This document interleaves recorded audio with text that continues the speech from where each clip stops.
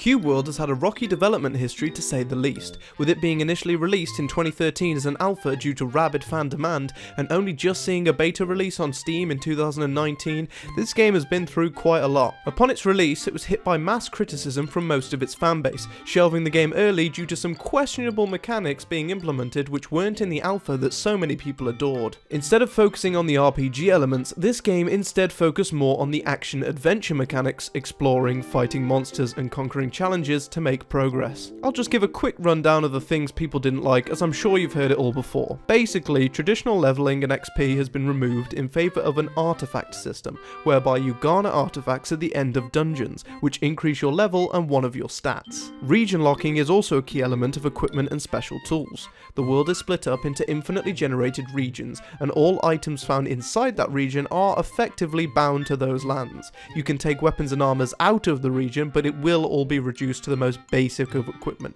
even if it's considered a legendary or epic item. However, with regards to special equipment like the hang glider, the boats and the reins, as soon as you cross the border they instantly disappear and you have to find that region's items all over again. Now, this all sounds pretty bad as far as game design is concerned. Crossing an arbitrary line wipes your progress, but playing devil's advocate for a minute, it's easy to see why these changes were made. Wale has always wanted to make Cube World an infinite game that you can keep playing forever if you want to. To this extent, the alpha made it so that you could level infinitely, and there were often characters with levels of 200 or higher. However, eventually you just become too powerful for anything, and nothing was a challenge anymore. To this respect, the gameplay loop had no end. It was like the game took place on an infinite flat line. There was no deviation, just kill things, get XP, level up, kill more things. The same three things repeated, however the difference here was the progress was tracked and kept, and there was a tangible value you could assign all of your hours of grinding to. If I join a game with someone who's level 356, I immediately know they're really powerful and have put a lot of time into the game. However, there's only so long you can spend killing mobs over and over again. You need some form of greater evil or challenge that you are preparing for. You need a goal. This is where the beta comes in. Wale took a look at that infinite line and played with it. He chopped it up and gave it back to the players in short chunks, with a clearly defined start, middle and end in each chunk. These chunks are the regions.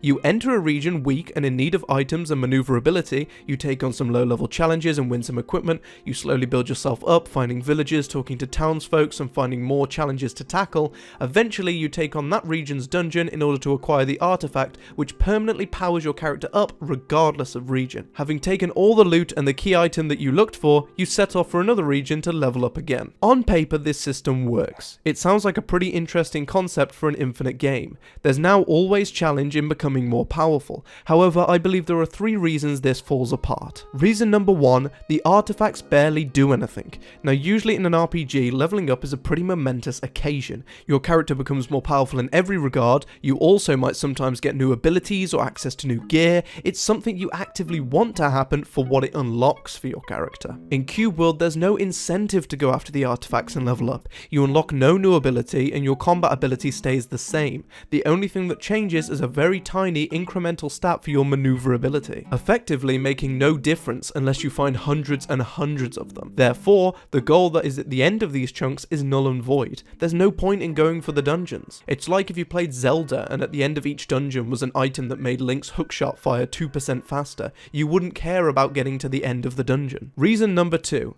There are infinite regions. Now this may seem a bit counterintuitive given that he is aiming for an infinite game. However, because there are infinite regions, it immediately diminishes anything you do in one singular region to affect your character on the whole. There's no reason to return to regions you've completed. Therefore, when you finish one, you may as well be able to right click and delete it, as the value presented to your character in terms of the growth of overall world is contrasted against all of the regions. To put it simply, imagine you're playing Zelda, but with infinite dungeons.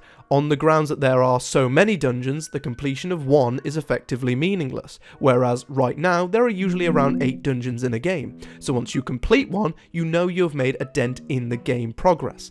That, along with the item and the heart container you receive, gives the player a real sense of progression. These elements don't exist in Cube World. Once I've done one region, I don't feel like I've conquered part of the game. I feel like I've now checked off one item on an infinite to-do list. The solution to this would be tie different lands to each other. I read a Reddit post about it a while while ago and thought it was quite clever. Say you spawn in a forest biome and run around completing that. Come to the end, you're king of the monkeys and have plenty of items to boot. Perhaps it could be so that you can use these items in all other forest biomes, so that you have made a noticeable amount of progression. There's a reason to journey outside of the starting region other than hunting artifacts, because you want to be able to dominate each region and maintain item value. Now you are still able to play infinitely, but it isn't a pointless infinity you are reaching for. There is something pushing you forward, the ability to conquer different biomes, therefore preparing your character for tough fights in every climate. Reason number 3, the gameplay loop is far too short and cheesable.